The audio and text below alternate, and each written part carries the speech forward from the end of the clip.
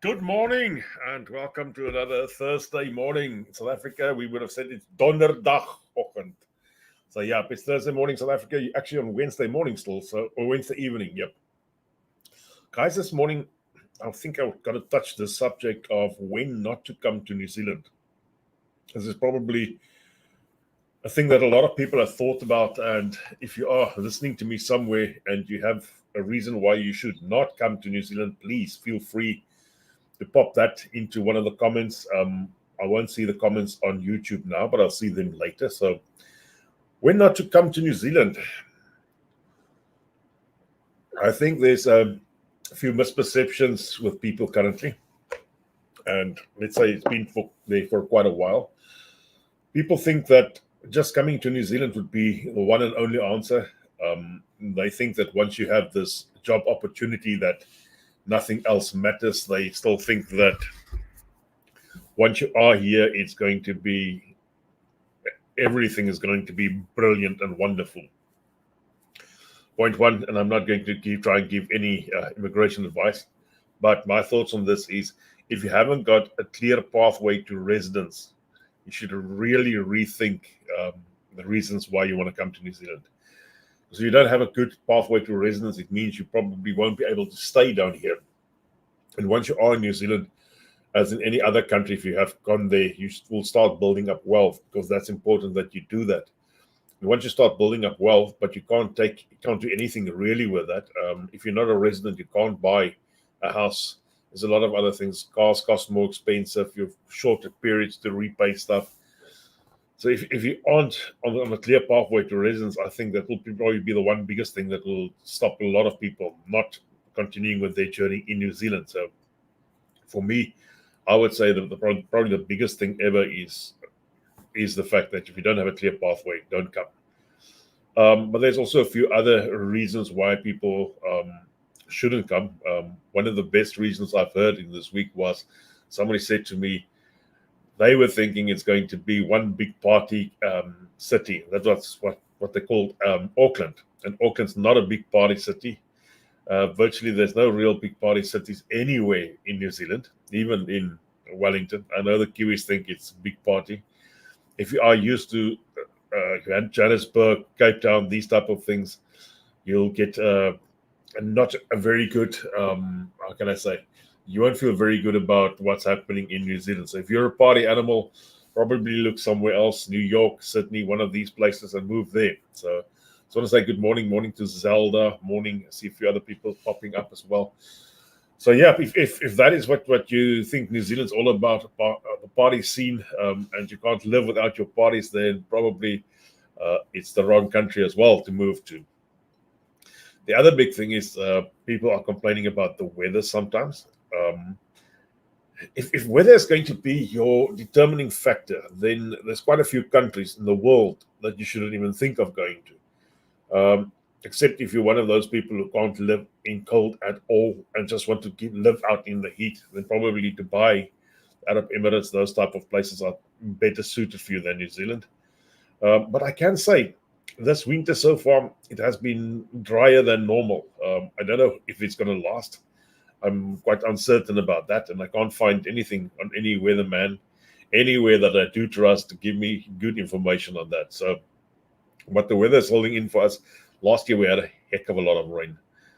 This year we have absolutely about 10% of what we had last year so far. I don't know if it's going to change. You never know. I've also written down a few things here that you want to touch base on. Another reason why you should not want to come to New Zealand is if you love traveling fast. that's that's another beef hate of a lot of people who've just arrived here. It was mine as well. I couldn't understand that people could drive at 30 kilometers an hour. I mean, 30 of all things. And once you reach a school zone, you are not even thinking about going above 30. It's absolutely unthinkable. And yeah, if that is the way that you like to travel and travel fast, um, New Zealand's not going to work for you at all. We've got 110 kilometer hour between 110 kilometer an hour road between Hamilton and Auckland, but most part of those roads have been since the beginning been down to 70 because they are still working on the road. So that's probably the only area where we can travel a bit faster than between Tauranga and it's the turn of Whakatane. But it's not a very far area. I think it's about 10 kilometers. You can also travel at 110 kilometers an hour. And people live for that. We just want to go for 110 kilometers an hour, but it's actually not bringing you anywhere because the piece of road that you can travel at that speed is so short. It doesn't really matter at all. The other problem is our roads in New Zealand is totally windy, and this I'm not telling to the people that haven't ever been here. Some areas you can barely get 30 kilometers an hour in a good day, and it's because the windiness of the road.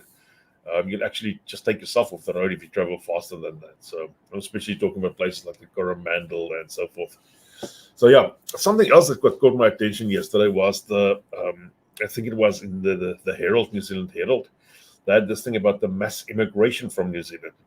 So currently, there's a lot of people popping off and leaving New Zealand more than what they normally used to. So they've got a few theories about this, blah blah blah. One of the theories is that New Zealand is too expensive, the cost of living is high, and so forth and so forth.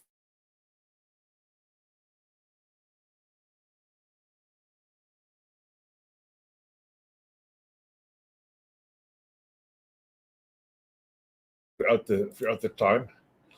I don't hope I've got any hiccups this morning with my Wi-Fi. I see my Wi-Fi is a bit dodgy, to be quite frank about that. Um, you see, Kiwis normally going to Australia, they love to do this, what they call overseas experience.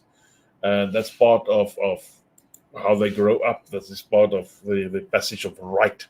That they feel they have to do this. And the other problem is a lot of them doesn't return from their overseas experience because they like it wherever they go. And they go to all places all over the world. You get them going to Americas, you get them going to London, a lot of them, and they take 10 or 15 years before they come back. But the joke is they always come back. So one another reason, one another time, they do come back. How long they stay there after, I don't know. I've spoken to a few Kiwis regarding this, and their theory was they'll move out, they'll go to wherever the world they want to go, but once they've got kids, they want to bring the kids back home, as they call it. They keep on calling New Zealand home. They don't, their new country, they don't adapt that as home. They call New Zealand as home, and they want to bring the kids back here so they can bring those kids up in New Zealand because they reckon the pace of life is much slower, and the kids will be much better off down here. So that is just regarding the mass immigration. But mass immigration for me as a previous immigrant to the beautiful country, now citizen, I see this as an opportunity for other people to also come to New Zealand. Soon there will be more jobs available. I see a lot of people getting retrenched currently. This will also start ending, and I'll go to that now. It'll also start turning. That tide will be turning soon.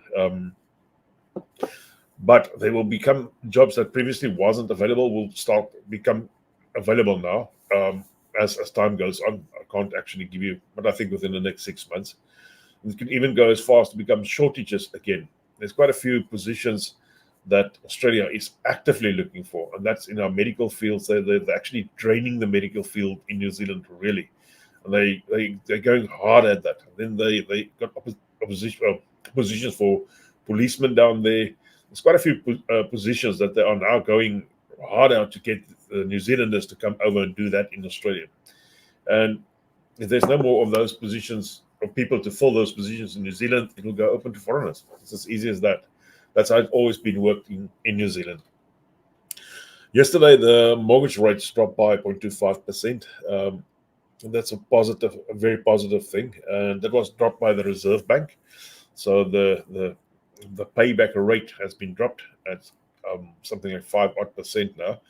0.25% is not enough for me. I would have thought they would have probably dropped it by 0.5%. We are currently in a recession. We are seeing a lot of people losing their jobs, unfortunately. Once the mortgage rates have dropped another point or so, then I think you'll see a bit more liveliness in the market. And unfortunately, that liveliness is going to start off with the house market. I spoke to Karen in Auckland over the weekend, and she says that people have started returning back to the auction floors. People that previously wasn't on the auction floor are now back on the auction floor, and they're actively trying to buy a house. I also think that the current prices of houses won't last that long, and that will soon start popping up. In Tauranga, we've had about a 2% raise. It's not a lot, 2% for the year, but yeah, that is not too bad. It's not something to shy away from. So as soon as these opportunities start to represent themselves, then I see that people will get better in their finances. They'll start buying other stuff more, then the boats, then the caravans. Interesting thing is, I've got two friends who had caravans for sale, and these caravans were standing around their houses for very near on a year now. And suddenly those two caravans have been sold. So it shows me there's already some people who think, let's get into the market early and buy a few things. I don't know if that caravans was bought by people who want to resell them along the line, or just people who think the prices is good at current stage and that it's going to get higher. One thing I can tell you is that house prices are going to go higher. Probably from October onwards, the prices I definitely think will start raising again. If the Reserve Bank drops another 0.5, 0.25 or 0.5, hopefully, let's hope for the best, then yeah, that will really stimulate the market a lot. And once that has happened, people start buying houses once again. A lot of other things will happen. There will be more growth in the areas, more job opportunities, and then we will sit back where we have the problem where I think some of the jobs that are overfilled now will be underfilled. So the people that want to leave to Australia are still going to leave. It's nothing we can do about that. If you get a better opportunity down that side and you don't want to live in New Zealand, probably a good thing to go. I actually spoke last week to somebody, and I put everything of his on hold and said, I'm not going to do business with you currently, because he said to me, there's a possibility for Australia. And then about 4 days later, he phoned me back and says they've sent him a work contract and he's leaving for Australia. So yeah, it happens all over. So I was going to say good morning to Zelda, good morning to Lorette Klaas, and good morning, Benita. Yeah, Lorette saying even 50 kilometers an hour is sometimes difficult in this country. Yeah, it's something about patience, and I think, I know this saying is patience is virtue or something like that, but we as Africans, we've never had inbred patience. It's something that you have to adapt once you come here. We've always been on the go, always going to the next place, getting up and done. And I mean, if you got to travel from Cape Town, let's say, to Johannesburg, that's a 1,400 odd kilometers. You want to do that as quickly as possible. You don't want to sit on that road for about 3 days. If that road was in New Zealand, it'll probably take 3 days just to get from Cape Town to Johannesburg. And that is just traveling the normal road speeds. I think actually you can do Cape Town to Johannesburg in about 11 hours if you really put foot, especially there through the Karoo and those places. Sorry, I can't say you must travel faster than the speed limit. That's not what my intentions are this morning. So please don't phone the local cops and tell them I'm encouraging people to speed up in South Africa. In New Zealand, it's actually nice to drive at that speed. The reason why I say it's nice to drive at that speed, there's a lot of stuff I haven't ever seen before in my life. And even if I've lived here for nearly 7 years, there's still a lot of things I want to see. And even on areas I drive virtually every day, or every second day, driving a bit slower gives me the chance just to have a look around, just to see a bit more, just to see a few things around me. And it always surprises me of what there is. I see somebody's asking, where is Mariska this morning? Mariska is tending to our grandkids. Their mother and father and young sibling has gone to Whitianga. They are contemplating of moving the whole family down there, as he has got a job on that side, and they are probably, and I think that they actually went just to scope out the area and see if they should move the whole family down there. It's only a job that's for 8 months or so, then the project will be finished, but it'll be better for them as a family to move all together than for them to be split up. So that's where she is this morning. She's getting the two oldest ones. We said let them stay with us so we can have a bit of time with the grandkids. oldest ones are just getting ready for school now, so she's busy doing all the breakfast and the school tubbies and those type of things. I don't know. Do you still remember your school tubbies? It's interesting what kids get into their school boxes these days. Um, there's actually certain rules and regulations regarding that, but as I'm not that actively involved in young school kids, I just see what's getting packed in there, and I thought, gee, it doesn't look that bad. Quite a difference from what did I normally get? Peanut butter sandwiches. Yeah. So that's where she is this morning. So after the mortgage rates have dropped, there's been a bit of a wiggle in the market. The market tends to go up a slight bit. The market hasn't gone real crazy, but we had this incident about 2 weeks ago, that Friday, let's call it Black Friday, where the markets plummeted, really dropped out. Although we could have seen that coming, we didn't think it's going to be that bad. So what happened is there's a lot of stock that had to be sold off because the Japanese yen became stronger and the people had to repay their loans back to Japan. So they sold a heck of a lot of stock. The markets dropped absolutely on the back of this. And that caused a bit of panic, and panic selling is always a bad thing. So people all over the world started selling a lot of their assets.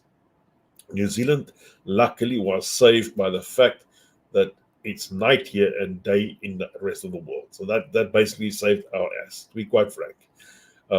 We woke up and saw the S&P 500 has gone down about 10% or something like that. And our markets were quite stable. We dropped 1 or 2% on I would say shares that's not that highly traded, but our good shares in New Zealand hasn't dropped anything really. We actually our share market still looks very good. The American share market is actually getting back now. I just had this thing this morning that I looked at, and I looked at the S&P 500 this morning, which is the top 500 shares in America. And we are currently higher than where that same market was, let's say in April or May. We are actually higher than then. But people make out as if this was the end of the world. And I even see that some financial advisors advise their clients to sell the Kiwi Savers and move it to there's no good outcome if you move your Kiwi Saver after the market has fallen. There's no good outcome. I was actually thinking of getting on the phone and calling that advisors and telling them they're actually doing a big wrongdoing for their clients, because they have to tell clients to move after the fact that the market has fallen. And the market hasn't fallen so much in New Zealand, but the overseas market has fallen, and that has caused our Kiwi Savers to slide back a bit. So my Kiwi Saver for the year has dropped by about 6%. I'm still not in the negative. In the negative, but it's Kiwi Saver. I'm only going to get this money when I'm 65 years old, which is quite a way off still. So I'm in no haste for a short term up and down. I don't worry. It's just one of those things. Let it be. I'll worry that last, I would say 3-4 years before retirement. Then I'll have a look at my Kiwi Saver, and then I'll get that. Just one thing about taxes, I see Vanita saying Australian taxes are much higher. There's also Medicare one needs to carry. Yeah, Medicare, that is like health insurance, and you need to pay that in Australia. There's just no way getting around that. So everybody pays towards the government health there, while in New Zealand it is still for free. I'm actually thinking, and I know you're gonna shoot me now. I was thinking it would be better if we pay something per month towards that. I mean, it's a hectic lot of money the government needs to put aside, and we're only 5 million people, of which not everybody is paying taxes. So she's saying the top bracket in New Zealand for tax is 39%, while Australia is at 45%. So if you're earning above a certain amount of money in New Zealand, you'll be taxed at 39, while in Australia it's 45. 6% is a lot of money on any given day. If you're thinking about tax, 6% can make a big difference, because now let's say you have $100,000, you lose 45% of that. That is $45,000 of the $100,000 that you lose. Okay, let that sink in. So that leaves you with $55,000 over in your pocket. You've worked for $100,000, but you only take home $55,000. Now, when I say you take home, that is the money that goes into your bank account. So if the wife takes the shopping cart, or you takes the shopping cart, and you go somewhere and you shop, you pay further 15% on everything you buy for GST. So your 55% now loses a further 15%. Or your $55,000 now loses a further 15%, just due to the fact that you are going shopping, that you have to buy stuff that you need. So yeah, you can make the sum down there. I'm not even talking about import tax that's on the product that you are buying. Eventually, whatever you take home, and whatever you get to spend is two total different things. And whatever you work for is also in a different bracket. If you would have spent money, of, let's say if $100,000 in Australia would have left you after 45% tax, you would have paid $45,000 over, and in New Zealand you would pay $39,000 over.